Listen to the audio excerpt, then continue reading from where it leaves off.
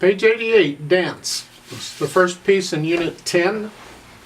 And the previous pages, 86 and 87, they're introducing you to the key of G major. We get in key signatures, oh goody.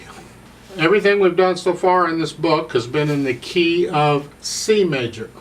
That's why I encourage you to go do the scale video on C major, because it teaches you, covers all the notes in that key signature. C major has no sharps or flats. So there's been a key signature in the music all along, you just couldn't see it because it was empty. Well, with G major, it has one sharp, an F sharp. And you'll see at the beginning of the staff, there's an F sharp in each staff at the very beginning. And if you look at the line or space that sharp sign is on, that's where an F would go. However, it's not just that F, it's any F, anywhere it applies. All F's in the piece are automatically F sharp.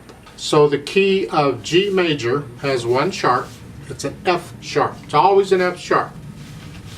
Now I need to encourage you to go do my scale video on G major. Learn that scale, learn the fingering and the dynamics, the accents and the wrist and all that stuff I cover. Really important. It will help you out so much in playing in this key. It also helps you to remember what the key signature is, one sharp. Now on page 87 at the top, they're introducing you to a dotted quarter note. Oh, now the fun begins. I don't know why exactly, but a lot of people seem to have problems with dotted notes. A dotted note is simply any note with a dot behind it. But the rule's the same for all of them. It doesn't matter what they are. And that is, the dot gets half the value of the note. You just put them together for the full value of a dotted note. And they cover that in page 87. I want to talk about it in the music. And I'll talk about it a lot, because I don't know if you're getting it or not. And it's important that you get it, so I talk about it a lot. So those of you who are getting it are going to be bored stiff and you get on with it. And others are still struggling to try and understand. But if you got to understand this or you're going to be lost. So at the top of page 88, look at the first line at the very top up there, the treble clef line. You have a dotted quarter note. Now this is in 3/4 times, and we only have to count to 3. And we're counting quarter notes. 1, 2, 3. There's eighth notes involved. You see the eighth note. So now we got to count 1 and 2 and 3 and. Well, the dotted quarter note, the quarter note gets one count. The dot gets a half. And then the eighth note gets the other half. So the dotted quarter note and the eighth note together make up 2 counts. So it's 1 and 2 and 3. The B comes on 3. Well, 1 and 2 and. Because 2 is actually the dot. 1 and dot. 1 and dot and. So it's like a quarter note and an eighth note tied together. For the dotted quarter note, that's all. It's a 1 and 2 and 3 and 1 and 2 and 3. 1 and 2 and 3 and they all work the same way. In the second line, bass clef here, same thing. 1 and 2 and 3 and 4 and 1 and. Now in dance, you have in the second line in the right hand a dotted quarter note. So it's up here, 1 and 2 and 3 and. It's 4/4 time. You got to count to 4. Third measure of that second line again, 1 and 2 and 3 and 4 and 1 and 2. That's how it works. So for dance, 4/4 time, treble and bass clef. Now we also have to cover it's in the key of G major. It's got one sharp. So all the F's are automatically going to be sharped. Never mind that there are no F's in this piece, doesn't matter. It's still in the key of G major, so if there were any F's in it, they would be sharped. It's got to be there. Even if there are no F's in the piece, you still got to have the F sharp in the key signature if it's going to be in G major. In the right hand, you're starting out with these half notes, 1 and 2 and 1 and 2 and 3 and 4 and. A little weird, but that's what the rhythm is. The left hand's pretty much just got whole notes. Hopefully that's not a problem. If it is, you really need to start this book again.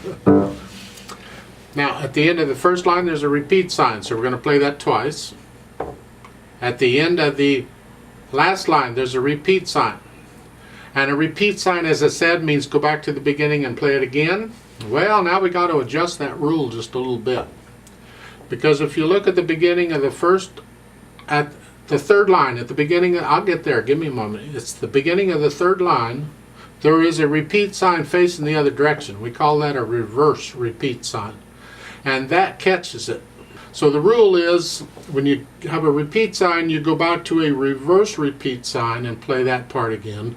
If there is no reverse repeat sign, then you go back to the beginning and play it again. And that's really what the rules should be. So we're going to play that third line twice. Now in this form, in the middle of the page, they talk about ternary form.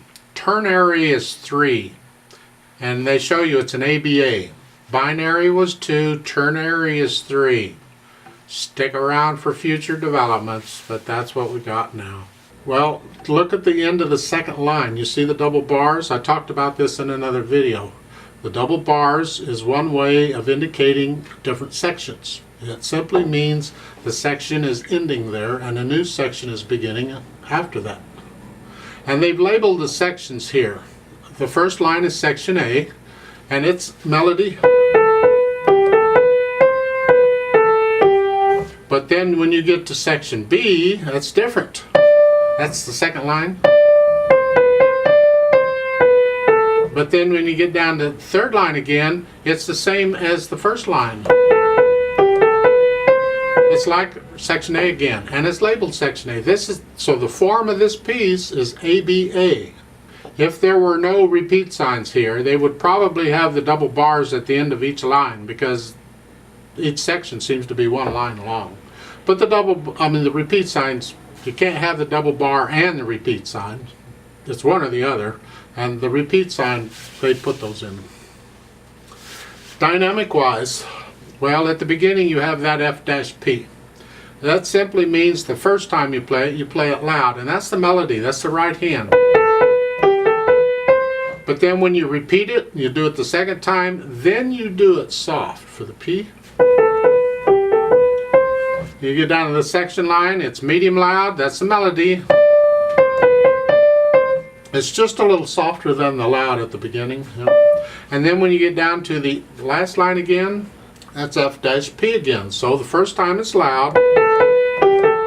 Second time, that is when you repeat it, it's soft. A lot of stuff going on here. Then at the end, the last two measures at the bottom, there's a rit second time. Retardando means gradually slow down. So after you've repeated it and you're playing it again, then you start to slow down. And there's a decrescendo there at here and on the first line where you get softer. Well, if you're already soft, you're going to go down to a very soft, and slow down at the end. So it might look like it's 3 lines long, but it's actually 5 lines long when you consider the repeat signs and all. Now the tempo they mark here, the speed is moderato. That's sort of a moderate speed, whatever that, you'll have to decide. But when you're learning it, you go slow and then gradually speed it up as you get to know it. I would like to play it with you slowly to double check the notes and the rhythms. I'm not going to do the dynamics, just the notes and the rhythms. Remember the phrasing, lift up in the right hand between each phrase. Looks like there's a phrase on every measure. I don't like that. I don't like short phrases. But that's what they did, that's what they did. Although the first measure of the first and third lines, they've actually got 2 phrases going there. Those are more like slurs, not phrases. But lift up between each one. A little silence between each one. Just the right hand. The left hand you can't do much, but just play the chords. Play them as connected as you can, and keep them soft.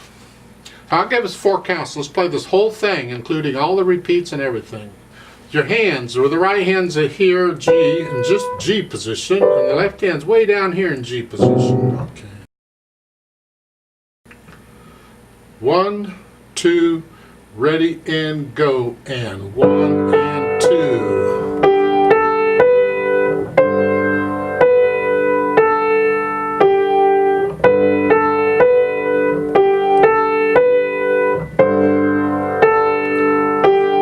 Repeat.